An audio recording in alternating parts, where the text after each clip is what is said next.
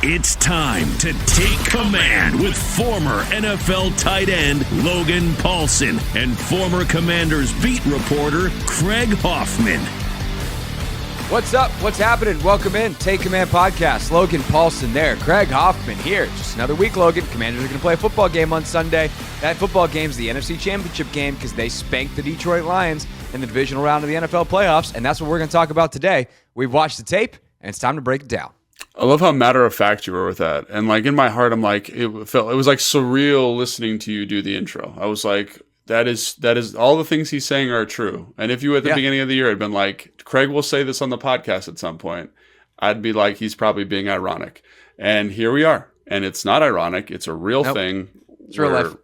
It's real life. It's real life. And it's exciting. It's great to see the DMV so stoked about it. It's great to see the team stoked about it. I mean, it's just a really special moment because, Dan Campbell said this, and he said this last year too. It is hard to win football games. It's hard to win football games in the playoffs. And every time you get this far, it's never guaranteed that you'll get this far again. And it's just special, and it's so fun to be talking about this team playing meaningful football in the playoffs.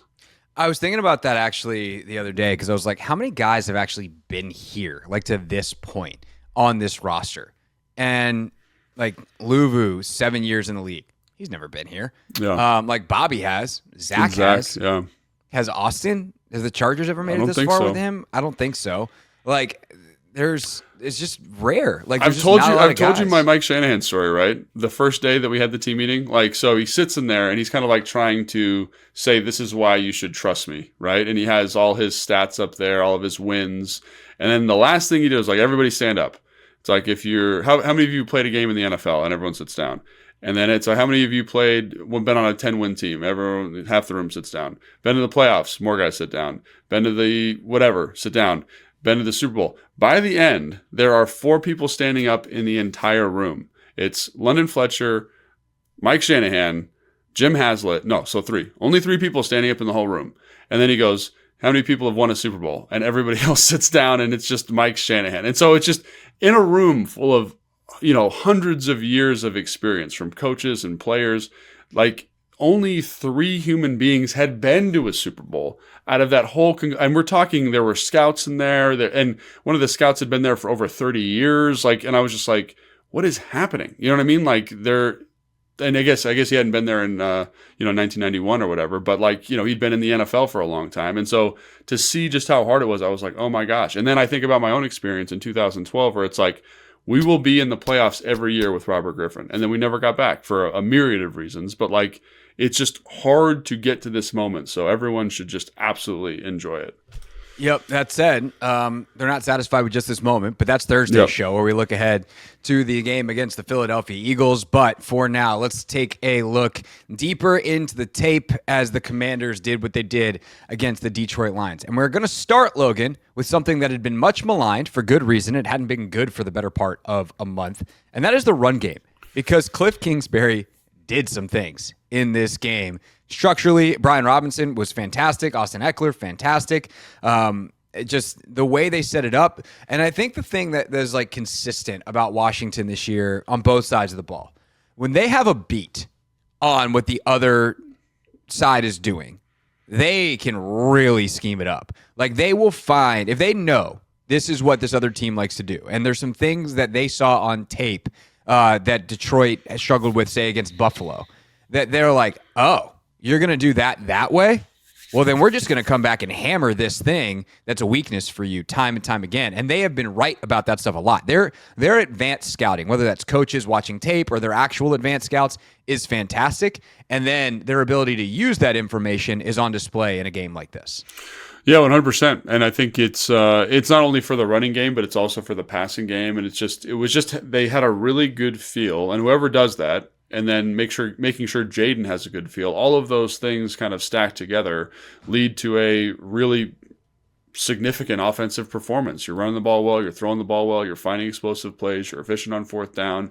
And yeah, some of the stuff that we're going to talk about is stuff that they do all the time, right? It's stuff that they do every single week. And some of the stuff that Detroit does defensively, and we talked about this on the preview show, I think. They kind of play a little bit softer coverages, they play light boxes, they kind of say bend but don't break, keep everything in front of you until they are blitzing, right? And so like there's like this weird dichotomy of like we're going to play these kind of bend but don't break, keep everything in front of you, or we're going to blitz. And so finding ways to help Jayden, help the offense in general see those differences in moments was really big. And I think Kliff did an excellent job of kind of finding stuff to do. And so some of the stuff to talk about is just the formations. And we've talked about Kliff and formations a ton, but in this game, I think it's easier for like a novice football fan to see it. Obviously, you get in these really wide bunches outside the numbers. You get in these really wide stacks, both stacks outside the numbers.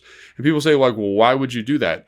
When you're in that kind of extreme spacing, and I think the LA Rams kind of popularized this, I want to say in 2021 or 22, I don't remember exactly, but they had a 2021 was the year that the Rams ran 11, like 89% of the time. And so they got these looks on third down where they're really wide, and it's like, why did you? Because I can't disguise my coverage the same way, right? If I'm going to blitz, I have to show you. I have to start creeping towards the box to blitz and bring the pressure. Or if I'm going to rotate from cover 2 to cover 1 or vice versa, like let's say I'm getting to cover 2, like I can't hold it as long because I have to get farther away from the thing. And so I felt like that was a really good solution really good and really simple solution by Kliff to kind of give Jayden some answers. And then you couple that with how Detroit naturally spaces to some of that stuff. And you're kind of like, we should be able to run the football a ton if they don't blitz. And I think that's what you saw here. And we can talk about some of those plays specifically, but generally that's kind of what happened. And again, when you're running into lighter boxes, when you're running into more space, I think you see the effectiveness of this offensive line and B-Rob and Austin Eckler. Yeah, for sure. And there's so many different ways that they're able to use that against them. And I think in the passing game, as we'll talk about a little bit more when we talk about Jayden, like the screen play to Terry is like a really obvious one, perhaps the most obvious of the game, where it's like, yeah, they're trying to disguise 3 over 2, but Branch has got to make a decision of like, am I going to be a blitzer or am I just going to, like, what am I going to do? And you just can't be all the way out there. But on the run game, like knowing how they would match like the tight ends and hey, we're going to go strong right where the tight ends line up to the right. And now all the bodies are going to be to that side. And now we're just going to run away from it. Like the way that I think that's the thing. And you can probably pick out a couple of plays if you want to and illustrate this way better than I can. But like the thing that was really well done in the run game was how they made it so they didn't have to block guys. Like, yeah, they did a good job blocking. But, you know, I think these stories have made their way through Washington commentary over the past bunch of years. But, like, when Deshaun Jackson was here, the best way to get Deshaun Jackson to block on the edge is to send him on a go route. Because Deshaun Jackson actually trying to block was a bad idea. But if Deshaun Jackson's on a go route, then the corner is going to follow him, assuming that he's in man-to-man, or if he's in cover 3, he's probably still going to follow him. And you can clear that guy out. Now it's someone you don't have to block. And so to be able to do that with like linebackers, to say, hey, we're going to shift the formation heavy to one side and then run away from it, and we're going to create really good angles and just kind of take guys out of the play with some misdirection and different things like that. They did a really, really fantastic job of that in this game, and they hit some big runs off of it multiple times. Yeah, they did, absolutely. And so the first one that comes to mind is just like, because this was what Buffalo ran this formation a ton. It's just, you're going to go nub tight end, let's say right or left, and then you're going to go 3 receivers away and back offset to the 3 receivers, right?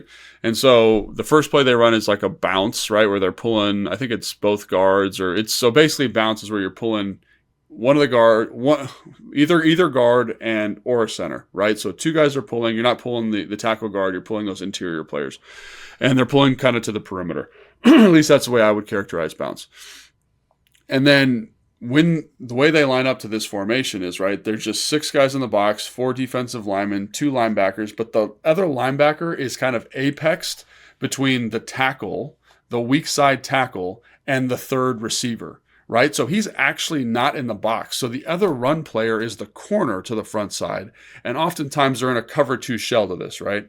So there's really only 6 run to players, and one of them's a corner. So great job by Kliff calling this early and being like, all right, let's go let this rip. I think it was like almost an 8-yard gain, 9-yard gain, something like that. They come back with the same formation, backs offset to the same side, and then they run downhill, pulling the strong side tackle, who's Wiley, who wraps up and blocks that only linebacker in the box. So you're basically asking that apex linebacker to come from outside in and make this tackle in the A gap.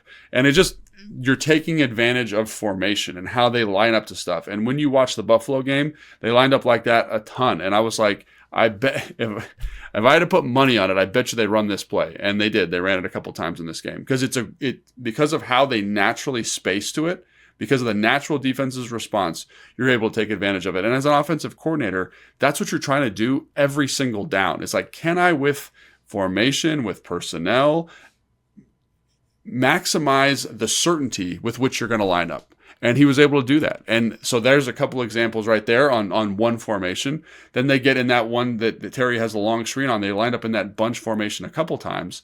And they just had to get so absolutely wide to that it made it harder for them to fit runs, either if you ran to the front side or if you ran that kind of backside tackle pull to the same side like we just talked about. And it just was a smart decision.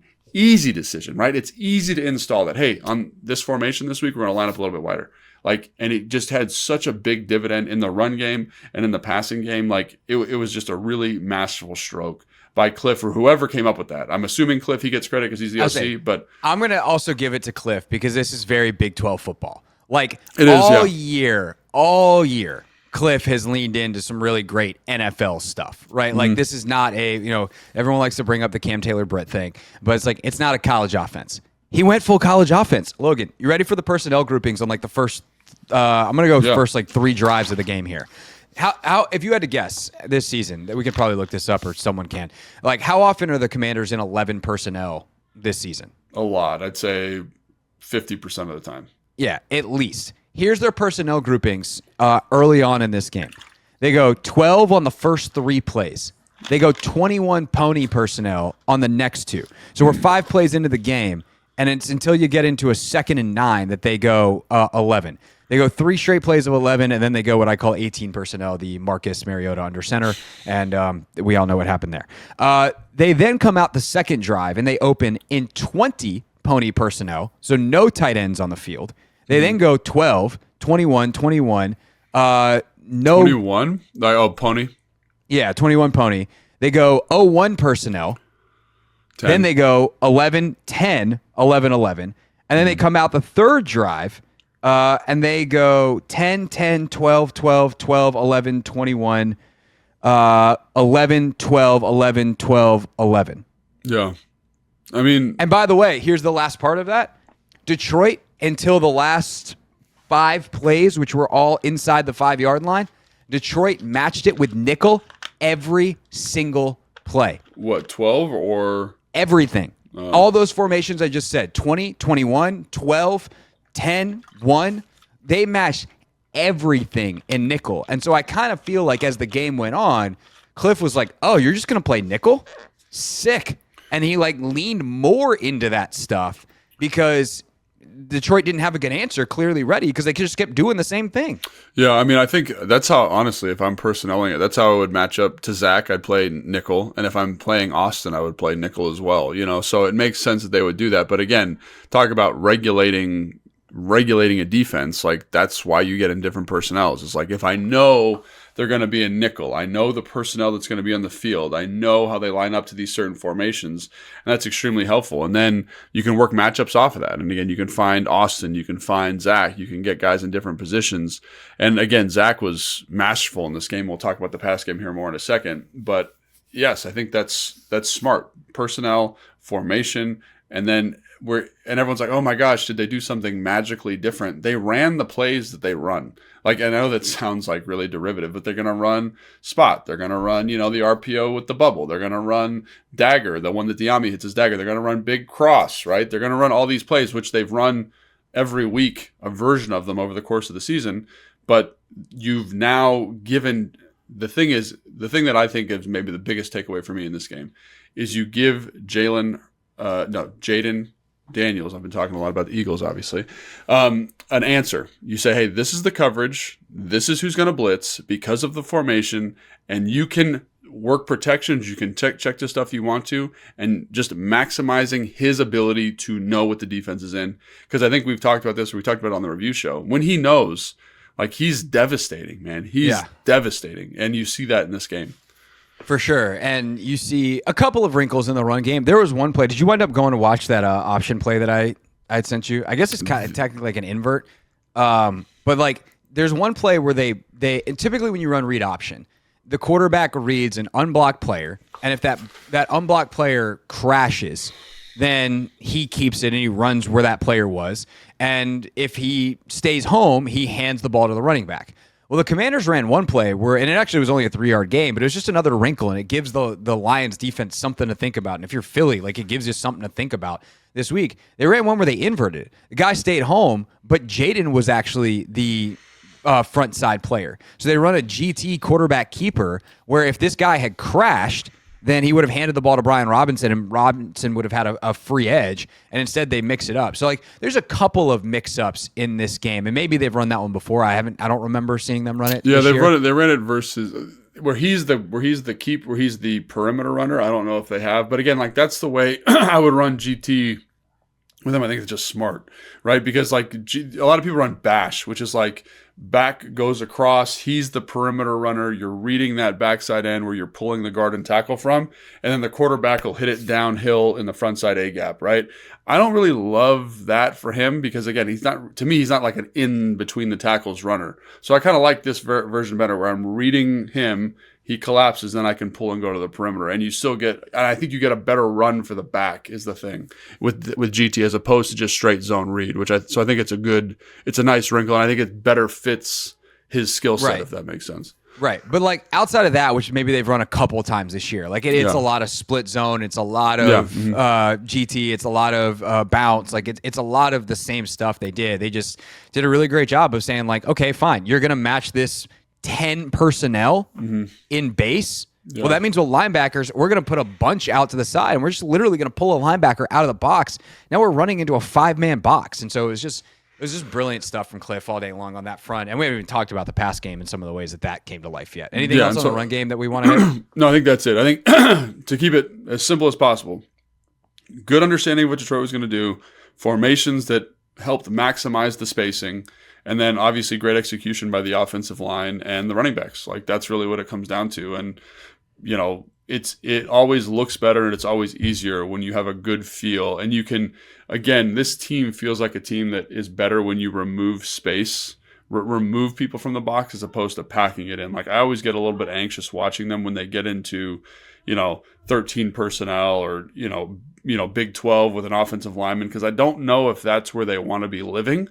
But they seem to do really well when we create a little bit of space in there. We let those guys kind of see the targets a little bit more clearly. Because, again, like when you're removing people from the box, it makes targeting the run easier because there's less people in there, right? So, like, one of the things about getting in tight personnels, which is what Kyle does, Sean does this, is you bring corners and safeties and nickel players into positions where it's like, what is the actual structure of the defense?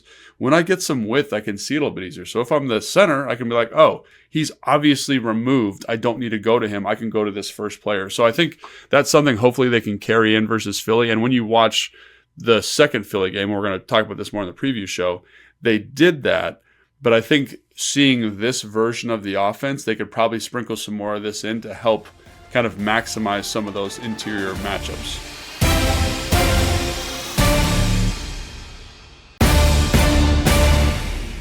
Take Command Podcast, Logan Paulson there, Craig Hoffman here. Jayden Daniels, another masterful performance operating, as we've already established, a Kliff Kingsbury masterclass of a game plan. So what really stood out to you about how this pass game was structured and how Jayden was then able to just, I mean, it sounds crazy, but at this point, he was just him, the top 5 quarterback in the NFL that he is. Yeah, I think couple things. One, I think Kliff has done a great job throughout this season of knowing what Jayden's good at, and making sure you call that and making sure you disguise it enough so teams can't key on it. Like the first completion of Zach Ertz is spot. Like they've run that. How many times have we talked about spot? They've run it 5 million times, and it's been like the first play a lot of the games. So we're going to like put a little window dressing on it. We're going to motion empty, and all of a sudden, boom, easy completion of Zach Ertz. And brilliant, right? Because you got to get that guy settled in, right? And so the more you can get him settled in, the better. And then the other thing is, I think understanding when to take shots this game. I thought he was very selective about that. With the big cross and with the dagger to Diami, like we're not rushing the shot plays. And that's, if there's one criticism of Kliff this year, is that he's been at times, like New Orleans, for example, where he's like, we got to get a shot. We got to get a shot. We got to get a shot. This, I felt like he was very, and again, I think that's probably because they ran the ball so effectively. The quick game was so effective as well. He was much more selective about, okay, we're kind of right at the 50-yard line or at the minus 45-yard line. Let's take this shot and throw this dagger. And obviously, Jayden Daniels does a great job making it right. Love some of the fourth down calls, like understanding that they're going to be in man coverage. So here's the man beater. We get Zach Ertz in a good spot on that underneath route, deliver the ball, and the just general composure of Jayden Daniels in those moments, like seeing the free runner, buying a little bit of time, getting the ball out to Terry on the crosser, like those plays are great. And so schematically, I liked what they did, right? I felt like if there's one criticism I'm going to levy against the total game plan, I felt like they came out at halftime and kind of got into some more tight stuff. They kind of brought it in and it didn't work that well. And then they kind of said, let's spread it back out. And so understanding in game when to adjust and what to do, I thought was really good. But overall, it was a very clean game plan, very straightforward game plan. It had answers versus multiple things. Like I love the fact that they're running, I think it's Austin's first catch where they're running like that double chip look. They get a pressure. He's getting a little pressure. They're kind of rotating into this cover 2. There's a ton of space underneath. Just get the ball out. He does it later to Jamison Crowder also. Like there's an answer there. They can't cover this guy. Ball's out. Here we go. Easy yard after catch. And that to me is just a well-designed offense. The quarterback knows the answers. The answers are pretty straightforward. Boom, boom, boom, easy peasy. There's real clarity in the plan, and I think that you see that, and this is such a media member person thing to say, but we've heard Kliff say stuff in press conferences that comes true in the game. There's no BS about it. It's just he has said against a team like the Lions. I'm pretty sure he said this literally last week, but certainly other teams that have been blitz happy. So maybe he said it against Tampa. He's like, I got to make sure Jayden knows where the answers are against the blitz. It's like, very straightforward. You don't need to hide that. You don't need to not say that in a press conference. That's not a secret. These teams blitz a lot. So let's make sure he knows where the answers are against the blitz. And Kliff has done a fantastic job of that all year. And Jayden, I think, sees the blitz incredibly well. And then there's just kind of a spatial awareness with him where it's like, not only does he know where the answers are, but there's times he just runs away from the blitz where he looks for the answer's not there. And he's like, well, the blitz is coming to my left and I'm me, so I can just run away from it. And he just runs to his right. And those aren't always big plays, but sometimes it's a scramble for 1 yard on a play that would otherwise be -7. And so that's good. That's a +8 on that play, even though it's a 1 yard gain. And the result is historically great against the blitz. You ready for these numbers, Logan? I'm ready. So Jayden in this game, I beg your pardon, was a .59 EPA per dropback against the blitz. That is a top 20 game in the NFL in 2024-25. 10 of the other 20 performances, Logan, half of them, came against defensive coordinators that got fired by the end of the season. Yeah. That's wild, how good man. He was. Aaron Glenn is getting a head coaching job very likely or very possibly this week, and Jayden did it to that. He had a .76 EPA, or sorry, that was in total. He had a .76 EPA per drop back against the blitz. It's the 13th best game of the season by any quarterback, and Jayden has 6 of the 23 best. That's the wildest one to me. That one. They're all impressive. All of them are impressive, but the fact he's got 6 of them versus the blitz this year is crazy to me. And like you said, there's something about him spatially, because again, when teams... it's interesting, because I thought they'd play a little bit more straight man. And again, to Aaron Glenn's defense, like they're really banged up in the secondary. Their starting corner goes out on like the third play of the game or whatever, so they can't do all that. Maybe that was a shift. I don't know, but I do think that Jayden versus the blitz versus zone pressures specifically just seems to know what to do with the ball, like at a really high level. And so when I think we said on the preview show, like if I was Detroit, I'd play a lot of man and I'd blitz a lot. And so they did one of those things really well, but they brought a ton of zone pressures, and there's just so much space. And when you've got a guy like Jayden and we've got an offensive coordinator like Kliff, and they just are like, if you're going to do this, like this is where we're going to put the back out for an easy like check down completion. Like it was awesome. You know what I mean? Like it just, and that's what he's good at. And he was good at it today. He's been good at it the whole season. And so again, like maybe Glenn felt like he couldn't get a rush with 4. He couldn't cover in man-to-man in the back end. They are really shorthanded. There's no doubt about it. But this solution that they came to of bringing so much zone pressure versus this guy seems off to me, given the season and given just, again, even the first drive, like the pressures are good. They're well-designed pressures. But like him getting the ball out to Jamison Crowder, him getting the ball out to Austin Eckler, like obviously that's not going to be effective in this game if that's the pass, if that's the concept solution. Like they're running concept that they normally run. It's like that double in, right? They do a great job matching that and covering that, but the back's dropped. There's no one on the back because of you've rushed so many people. There's not enough people in coverage. There's no solution. So a little surprised there wasn't maybe an adjustment, but again, credit to Kliff and Jayden Daniels for how effective they were. Yeah, the problem is like the best way to play him is the way you don't want to exist as a defense. So Jayden in this game at just a 41% success rate against 4 or 5 man pressures when the coverage was man to man. The problem is they got 0 pressures with 4 man rushes, so you can't get pressure. So your choice is either let him sit back there forever and know that eventually your pipes are going to bust, or pressure and then live with him against pressure. And defense, like Aaron Glenn is way too aggressive. He's way too itchy to do the former. But like most defensive coordinators are going to be that way. If I tell you the best way to play, especially a mobile quarterback that can kill you with his legs, is don't pressure him man to man. Just you have to be patient. That's a nightmare because you're chasing receivers around. He's eventually going to get out. He's eventually going to run, or one of the receivers is going to pop free. It's just not a sustainable plan, even if it actually was far and away the best way to play him in this game and has kind of actually been the majority of the year. Well, I think with that type of philosophy, you need to have a team that can accommodate it. And I look at Pittsburgh, and that's like exactly what they're built for. They want to play man. They want to play single high safety, and they want to rush with 4. And they do it more than anybody else in the NFL. They're really, really good at it. And I think if you guys think back to that game, like the ability they had to create pressure with 4, the tight windows they had in man-to-man coverage, like the Detroit Lions right now are not built to do that. Like there's no way they could have done that. Like, could you imagine man-to-man coverage for a bunch of snaps on Terry McLaurin in this game with whoever the backup corner was? Like, that's a terrible proposition. But I think the thing that I would have looked at is like, the thing that I've looked at is you looked at, again, Todd Bowles, ton of zone pressure in the last matchup, ton of spy stuff. And when he's back there, Jayden Daniels is too mobile. He's too accurate. He's a great decision maker. He's got this great feel for space about when to run and like where to put the ball. And again, I just watched a couple third downs as we're talking here, and it's like he has that great out to Terry McLaurin versus his own pressure. He's got that great kind of like hitch from the slot to Jamison Crowder where they don't bring pressure, and he just is back there going through his read, manipulates. It's a 3rd and 10.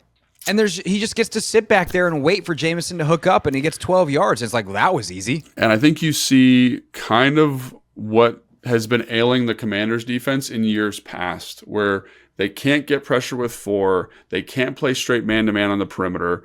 There's no good answer then, right? Like man-to-man coverage is coming back into vogue in the NFL in a big way, probably over the last 2 years.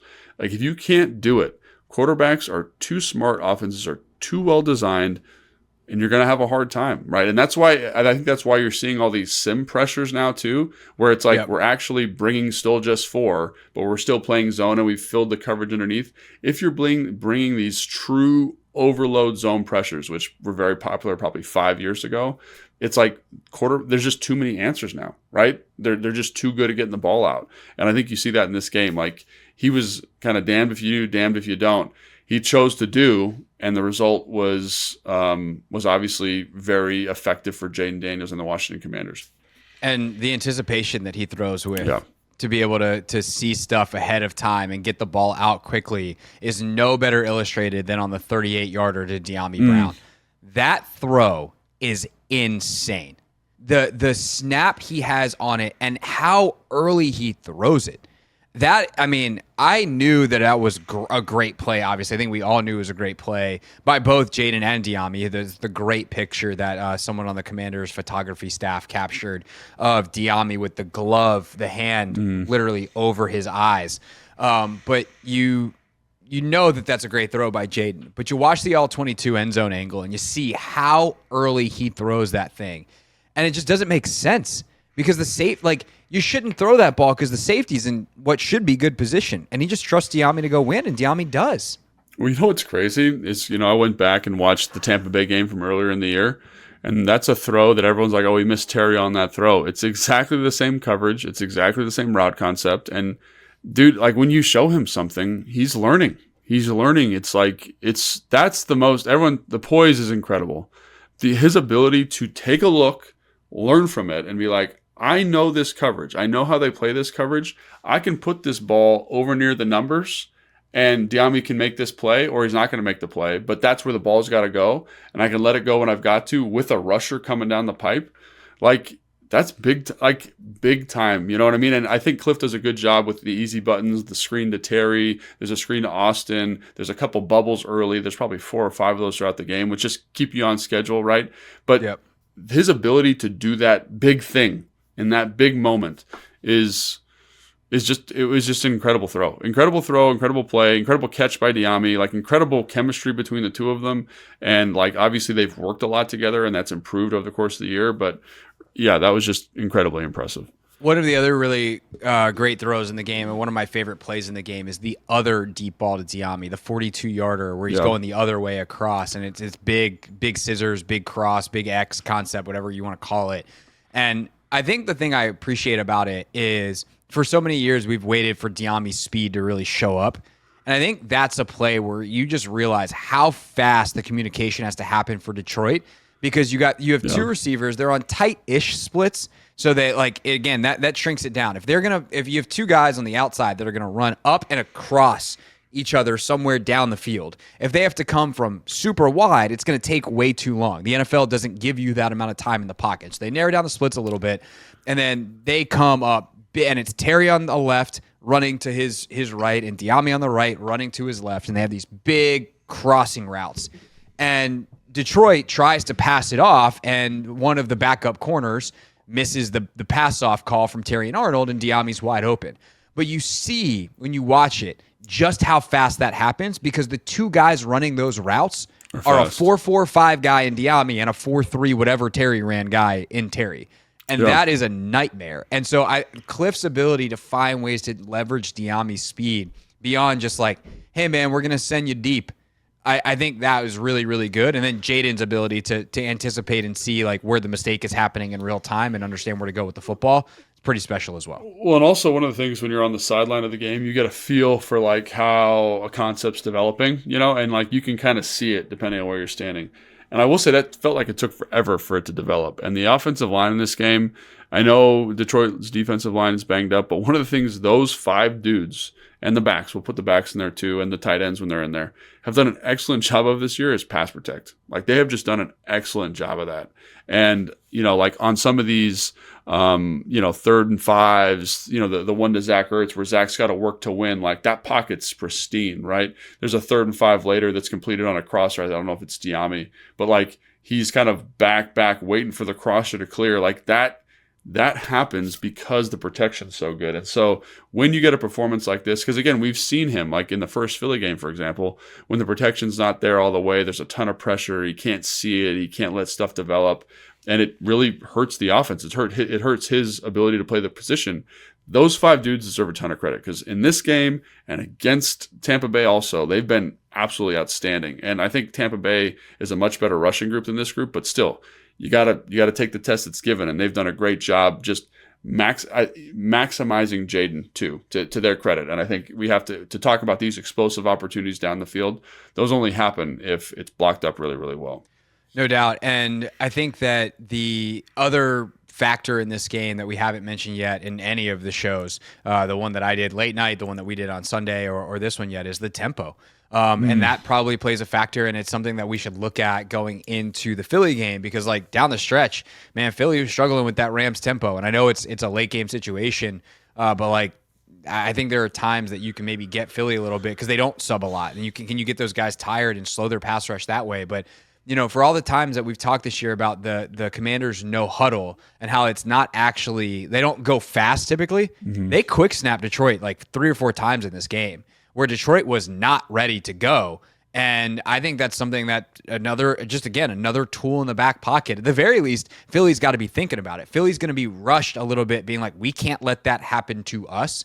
And with a guy like Jalen Carter who plays 100% of snaps because he's a freaking maniac, like, how do you slow that guy down? Can you gas him and just keep the pedal to the metal, especially when you're now going to be out Sam Cosmi in this game and for the rest of the playoffs? Terrible torn ACL. By the way, before he went out in this game, there is one play. I got to go find it, and I'm going to put this up on social. He takes, I'm pretty sure it's Terrion Arnold, and just sends him for a ride. And I was like, oh, I'm going to miss this. I'm going to miss Sam Cosmi just destroying smaller people.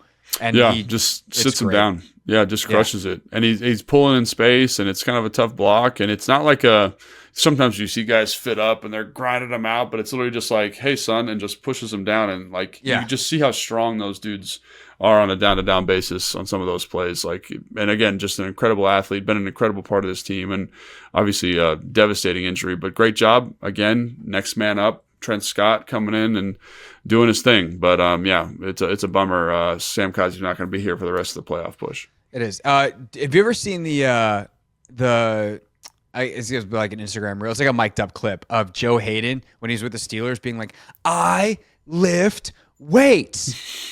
It's a very, very funny clip. I will have to send this to you, and everyone else listening can Google it. But it's kind of what happened to Terrion Arnold on this one. Terrion Arnold's like, I lift, and then he's gone. He's just a dead man being flung out the club. All right, that's the offense. Unless you got anything else before we get to the defense. No, I think that's it. Good job, offense. Yeah, crushed it.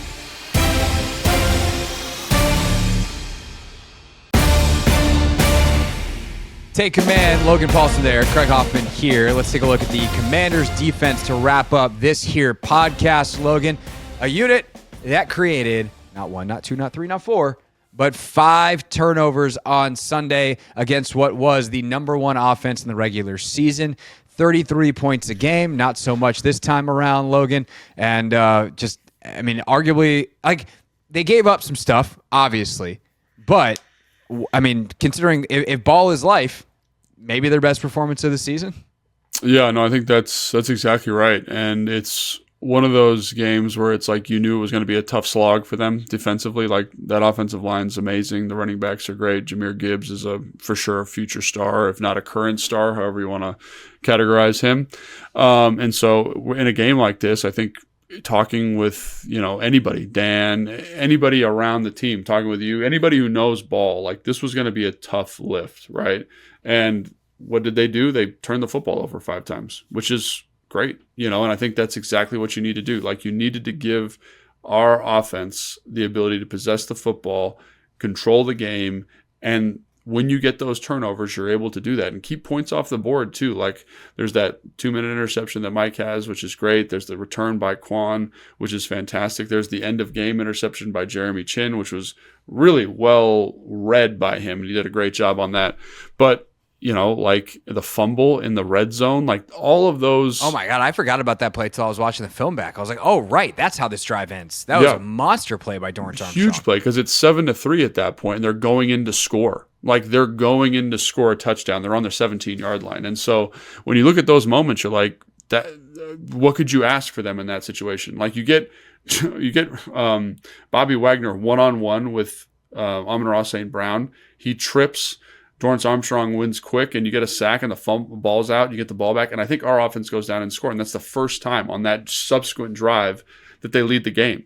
So in terms of making plays when you have to make them, like we talked about how this defense throughout the year has been very opportunistic. They've been opportunistic on third down. They've been opportunistic in the red zone. And this is the same script. However, the opportunistic element is that they got the ball out and they were able to turn the football over, which is exactly what you wanted to do. And versus a team like the Detroit Lions, this absolutely had to happen. And they crushed it. They crushed it. And so, like, the fact that so I'm trying to remember the exact game flow here, but if I remember correctly, it's like they go down, the offense scores, and then the next play is after the fumble, Washington touchdown, Detroit touchdown, Washington scores again, but then there's the interception return for a touchdown, and all of a sudden Washington feels like they're in total control of the game, which was kind of awesome. And so that's defense. And so we just talked a lot about the offense and how well they played, but the defense versus a very good, very explosive Detroit offense did a great job of being opportunistic in the right moments. And we've talked about this a million times on this show. When you're looking at, the red-green breakdown for the defense, I'll tell you, there's a lot of red in this game. But the green comes at the right time, and they're big plays, and they're getting the ball back to the offense. No doubt about it. And they got 5 turnovers in this game and still gave up 31 points. And we're like, what a performance. It is kind of wild how that goes, but like, it shows you the power. And that was kind of the story of the weekend, right? The story of the weekend in the NFL writ large was turnovers and how they can undo really great performances, because the Detroit Lions, down in, down out, were really good offensively in this game, but you can't overcome a turnover, and you especially can't overcome a pick six. Like, it's over. That chapter is written. It is done. We are on to the next chapter. There is no making up for it. There is no anything. And that's the thing, is like the difference in Washington's defense and Detroit's defense in many ways is like Washington didn't break. And Detroit did at times. So, if you can just get that stop of we gave up a 35-yard run to Jahmyr Gibbs, but later in that drive we forced the fumble. Okay, well, if that 35-yarder had been a 70-yarder, then you don't get the chance to force the fumble. And that, like, in many ways, that's the key to beating Philadelphia too. Don't let Saquon score from far away. Like, if you can do that, you got a shot against Philadelphia. If not, it's going to be really hard to beat the Eagles, and most teams haven't done it. And so I think that's the thing that's so impressive, is there's just, I don't want to say a comfortability, because it's not like, oh yeah, here we are, we're getting driven on again, psyched. But like, there is a confidence, I guess is probably the right word, that they're going to have to earn it. And then you go get the Sanders still pick in the end zone. You get the fumble in the red zone. Like, they have a knack for, in the bigger moment, when the space gets tight, of doing the thing that they need to do. And that's, the ultimate version of that is this game. Yeah, and I think Fletch, he says this almost every week on the broadcast, but I think it captures what you're talking about. It's they defend every blade of grass. So like, these 4 plays before might not be good, but we still have 10 yards to get to the end zone. We're going to throw down, and we're going to put our foot in the sand and be like, we're going to fight you here. And there is something to that. And it's something I haven't felt in covering the team the last couple of years, is like, there was kind of this, oh no, here we go again. With this team, it's like, we're in the fight, and you might be punching us in the face, but we're going to keep trying to get after it. And you see that with them. And you see it in last week against Tampa Bay, when they get that miraculous turnover by Bobby Wagner on the botched handoff. Like, they could have easily been checked out. We just missed a 4th down conversion. You're back on the field. It's a sudden change. But hey, we made you right. Here it's the same thing. And they're driving in that 2-minute situation, and Mike Sanders still gets an interception. Like, great job. And then we come out at half and have the opportunity to go down. And it's you're never out of the fight. You got to keep swinging. And it would have been so easy after the explosive play on the reverse to kind of hang your head. But no, we're back out here. We're getting it done. And we're playing 60 minutes of football. And there's a lot of technical stuff we can talk about, and we'll talk about that in a second. But the mindset of the offense for the Commanders and the defense for the Commanders cannot be overstated. I know you like talking about the psychology of it, and you see the importance of it with this team every time they're on the field, special teams included. Like, and we don't really talk about special teams, but talk about just like a big middle finger to Detroit. Like, we're going to directional kick and we're going to tackle you. We don't care how good you are. Like, we're going to tackle you. And I thought Detroit that was just... Yeah, I was going to mention this at the end of the show, but since you mentioned it here, Logan, do you know how many drives Detroit started outside of, like, on their side, or the side they'd want to of the 30-yard line? I don't know. This is one, and it's because Zane Gonzalez kicked it out of bounds on the opening kickoff. So every single time Detroit got the ball, it was either off a kickoff where they had just given up points and the Commanders tackled them inside the 30, a touchback on the 30, or the one trust-way punt was on the 9. Yeah. See, that was it. They literally were just like, we're going to come down and we're going to hit you. And there are multiple drives that start inside the 25, if not inside the 20, because of how well the Commanders cover kicks. That is a huge weapon for them. That's a huge deal. And when you talk about like wins above replacement and like winning percentage in a game, like starting field position is one of those sneaky hidden metrics that people don't talk about a lot, but it's incredibly significant. So if you're able to save 5, 8, 10 yards on a drive, it decreases by full, like it's not a percentage point, it's 10%, right? You're 10% less likely to score if you start a drive on the 20 as opposed to the 30. So you're giving your defense that leg up. And we're kind of like rambling now, but the aggressive mindset of the Washington Commanders in this game, in fourth down conversions on offense or attempts on offense, covering kicks, and just saying we're going to find every possible mathematical statistical advantage in this game, I thought was absolutely outstanding. Yeah, no doubt about it. All right, so let's get into some of the technical stuff and how the Commanders deployed their guys. A lot of zone in this game from Joe Witt Jr. And also a decision with the cornerbacks, which I thought was interesting and one to watch this weekend against Philly, is they don't move Marshawn Lattimore around. They didn't have him follow St. Brown. They didn't have him follow Williams. They're just like, you know what? Both these guys are really dangerous. We're going to play sides. And Detroit then tested Mike Sanders still, and you find out that Mike Sanders still is not exactly the best guy to test because he's got tremendous ball skills. And so I think there's a bunch of decisions that Joe Witt makes in this game that obviously pay off in a big way, but that's one of them. And then the amount of zone was, I think, the one that stood out to you. Yeah, I think we talked about it on the previous show, or you and me talked about it. It's just sorry if we didn't do it into microphones, everybody. Yeah, when Jared Goff has the football, he is this entire year, you watch all his stuff, like he is very confident. He's very aggressive down the field. And one of the things that sticks out to me in this game plan is I felt like Joe Witt Jr. knew that 100%. And he's like, you know what? You're not going to be patient enough. You're not going to be patient with some of these throws. Like, for example, on the interception that Quan has where it's returned for a touchdown, it's 2nd and 12. The hook player could not be deeper. Could not be more under the dig to Tim Patrick. It's actually like a kind of a corner, like a swirl route. It's like a corner to the comeback. You're kind of finding a zone window there. And he should definitely throw the ball to Sam Laporta. And Sam Laporta is probably going to run for 12 yards. Or not 12 yards, but let's say he runs for 6 yards. You're going to be in 3rd and 7, right? You live to play another day. He is throwing that ball come hell or high water. Like he is ripping that thing. And I think that is a really good understanding of what Goff does well, but it's also the thing that hurts him tremendously. And you saw that on that play. I think you see it a little bit, on the play where Mike Sanders still intercepts it in the end zone. Like there is a dig that is wide open. There's nobody around it. But he's like, I'm throwing this post. And great job by Mike Sanders still understanding it. But I think Joe Witt Jr., to my eye, I haven't talked to him about this, seemed to really get that Jared Goff is going to be a gunslinger down the field, attacking that deeper, like middle section of the field. And even when it's not there, he's going to throw it. And on film, it showed up and he completed more than he missed. But in this game, he missed a whole bunch that obviously that is the difference in the game. For sure. And it's funny to look at on the Next Gen Stats site, they have like the spray chart of throws. Yeah. And he does he throws right a ton in this game. He's like avoiding Lattimore's side, but the success rate is just not very good to a lot of this stuff.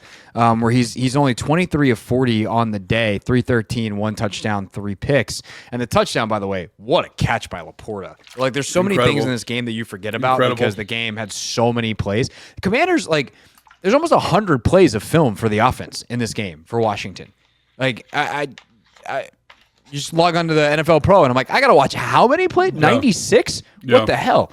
But for Goff, he doesn't have anything deep to the left. He's got nothing deep to the center. He's 2 of 2 to the right deep, technically. Although I don't know exactly how this spray chart works, considering the deep. I guess technically they're counting the Sainer still interception to be the middle of the field, but. Like they were able to kind of funnel his completions into certain areas and limit the damage. And of course, they still get some explosives. They kind of manufacture some of those explosives. But I think the fact that Washington played well enough down in, down out, that Ben Johnson felt the need to keep going back to his trick play bag and then ultimately went to it one too many times, like, is something that is a compliment to the Commanders' defense. Yeah, I think so too. I think to me, it's Ben Johnson understanding, and again, I haven't talked to anybody about this. Is just an observation from the game. Watching him prior to this, like, Jared Goff is excellent off of play action. He's excellent off chunk plays. He's aggressive on third and long situations. Like, really, he's had a tremendous year. But he's not a guy that's going to, like, methodically move you down the field, in my observation. I'm sure he has plays where he's done that, but it'd be interesting to watch, like, his success rate or look up his success rate on 2-minute drives or whatever, like long kind of dink and dunk, Joe Burrow-esque type drives. And so I think when you watch him in the 2-minute in this game, he's so reluctant to check the ball down. He's so reluctant. You have Jahmyr Gibbs, you have Amon-Ra St. Brown, you have a couple of the most dynamic people, at making people miss underneath. Like, those checkdowns, if you hit them in rhythm, are explosive chunks, but you're so focused on getting the ball down the field. It's Tampa 2, and, like, it's an extreme version of Tampa 2. It's not going to happen. Check the ball down. And I felt like the Detroit Lions offensive coordinator really understood that that's not what he wants to be. So we need to find explosive chunks. And when you're looking for explosive chunks, like, you kind of get deep in the trick bag. And I think it's one of the reasons they call a lot of trick plays is because it helps them manufacture these chunks down the field. And when you can't hit them, I think it shows the limitation of an excellent football player in Jared Goff. I think he's had an excellent year, MVP caliber type deal, but he's not perfect. And this is, I think, where you see some of his imperfection. And if you can speed him up, like, he makes mistakes. Like, this is kind of was Sean's thing with him in LA, and, like, it hasn't come up a ton in Detroit because their offensive line's so good. But if you can speed him up, and I think one guy that deserves a ton of credit for how he played in this game is John Allen. John got after it. He was the guy that got most consistent pressure per some of the next gen stats and, like, the tracking data.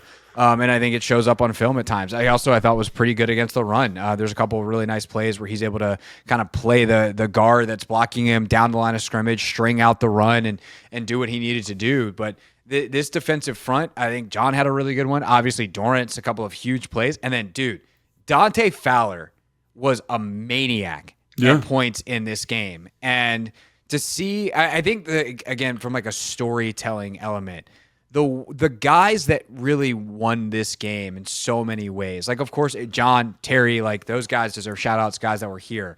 But, like, this is another Adam Peters is the executive of the year game, where it's like you get Dorrance, you get Dante making huge plays.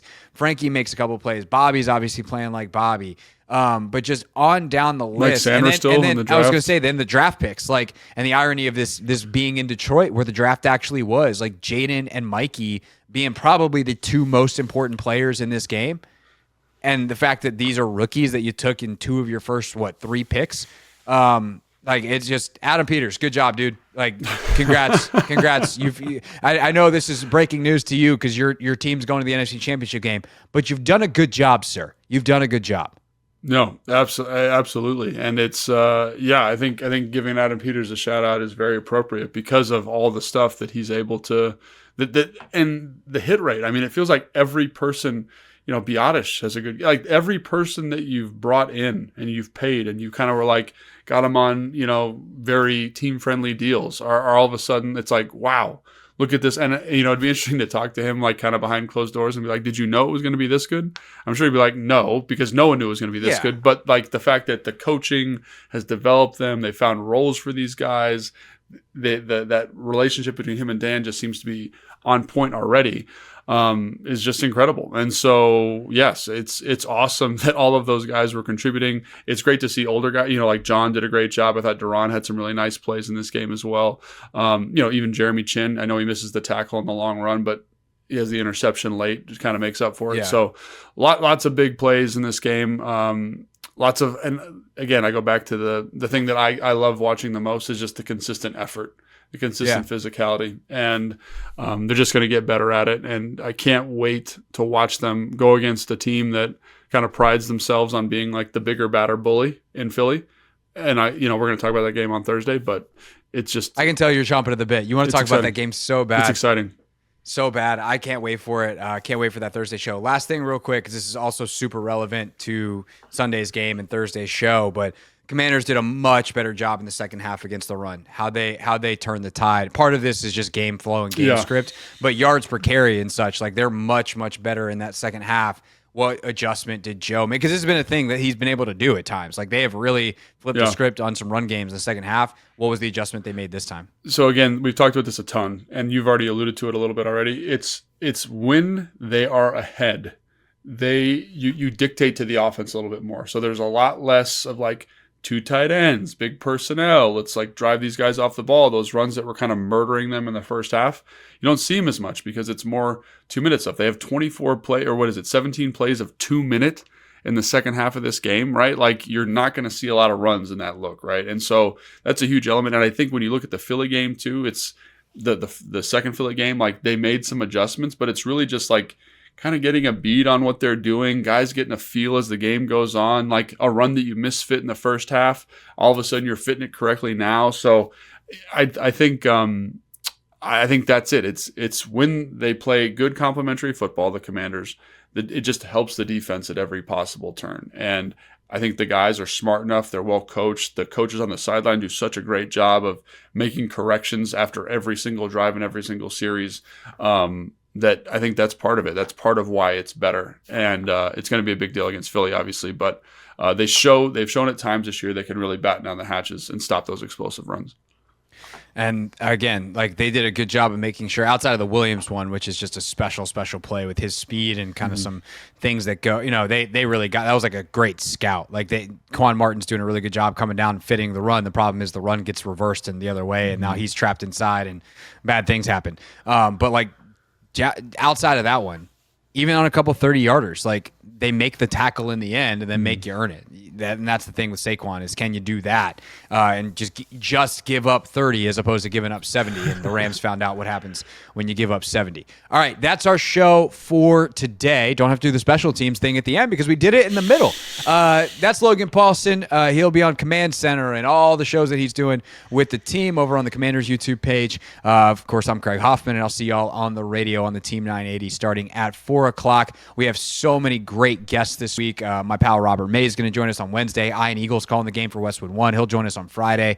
We're also going to do a crossover edition, I believe, with our Philly podcast. We did that last week with Detroit. That went well, so I'll do that tomorrow. And then Thursday we'll be back with our film preview of the Philadelphia Eagles NFC Championship Showdown.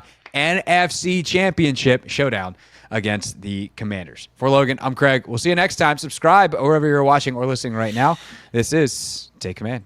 Thanks for watching this clip of Take Command, which has a brand new home. That's right. You can watch on YouTube at the Team 980. You can also listen to full episodes in the free Odyssey app, which is now enabled with Apple CarPlay. So we'll just, follow you around.